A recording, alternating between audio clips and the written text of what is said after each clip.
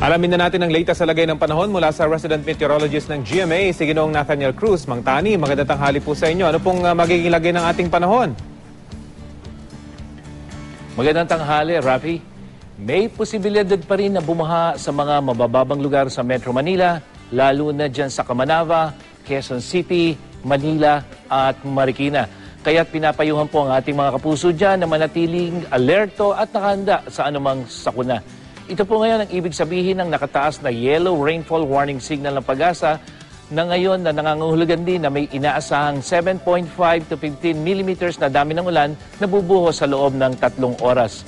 Para na rin sa kaalaman ng lahat, ang dating green warning signal ng Pag-asa ay pinalitan na ng kulay orange. Epektibo na po yan simula ngayong araw. Ibig sabihin, yellow, orange at red ang color-coded rain alerts ng Pag-asa. Yellow ang unang babala, habang pula naman ang pinakamataas na babala. Ito raw po kasi ang mga kulay na may kinalaman sa awareness, preparedness at emergency. Dito naman sa ating rainfall forecast map, makikita na may kulay green hanggang pula dito po sa malaking bahagi ng Luzon. Ibig sabihin, sa datos na nakalap ng Weather Central, ay makakaranas pa rin ng mga pagulan dito sa Northern, Central Luzon, hanggang dito po sa may bahagi ng Southern Luzon, kasama na ang Metro Manila. Pero dahil sa paglandfall ng tropical storm na si Haikui dito sa China, ay bahagyan na rin pong humina ang hanging habagat. At kung titingnan nga dito sa ating wind map, karamihan sa mga arrows ay kulay green na po na dati ay kulay pula. Ibig sabihin, humina na po ang hangin dahil hindi na ito gaanong nahahatak ng tropical storm na si Haikui.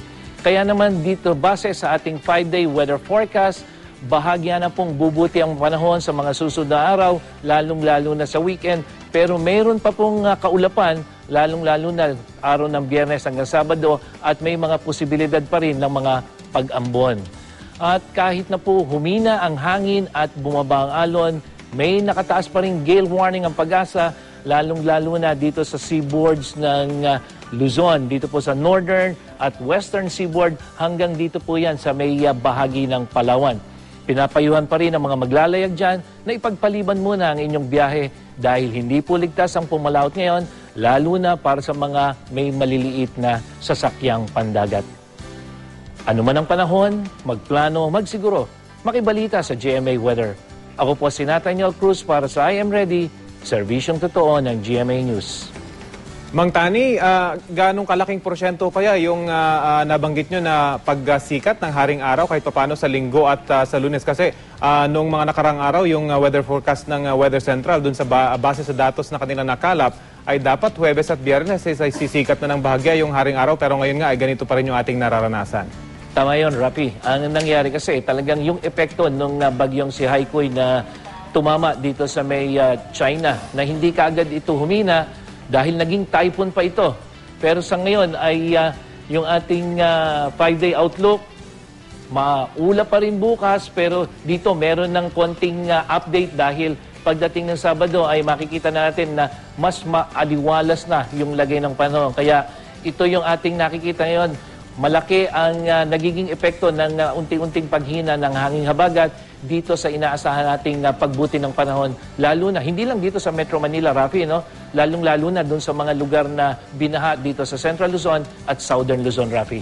Mang Tani, matanong ko lang ho kayo, gano'n na ho ba kahirap mai-predict itong ating weather? Dahil hindi ho ba nagbabase lang tayo sa mga datos at sa weather pattern? Pero ngayon ho, ay parang wala ng weather pattern na sinusunod ang ating panahon.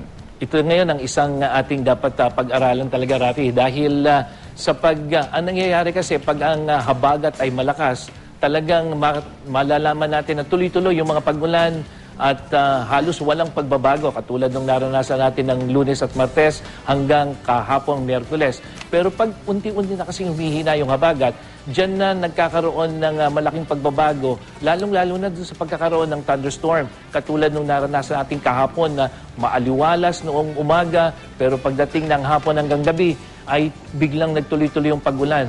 So habang humihina yung habagat, ay medyo nagiging mahirap kung saang lugar magkakaroon ng thunderstorm biglang maaaring yung isang maliit na linya ay nakatapat dito sa NCR, pero doon sa Bulacan at dito sa Cavite ay wala naman. Pero malaking tulong kasi yung mga makabagong kagamitan na ginagamit ng ating ahensya, lalong-lalo na yung Pag-asa, sa pagtingin kung anong dami ng ulan ang papalapit sa isang partikular na lugar. So pinaka-importante ho siguro, Mang Tani, talagang minuminuto kung po pwede ay mag-monitor yung ating mga residente sa mga weather updates dahil talagang minuminuto rin yung update na inyong ginagawa.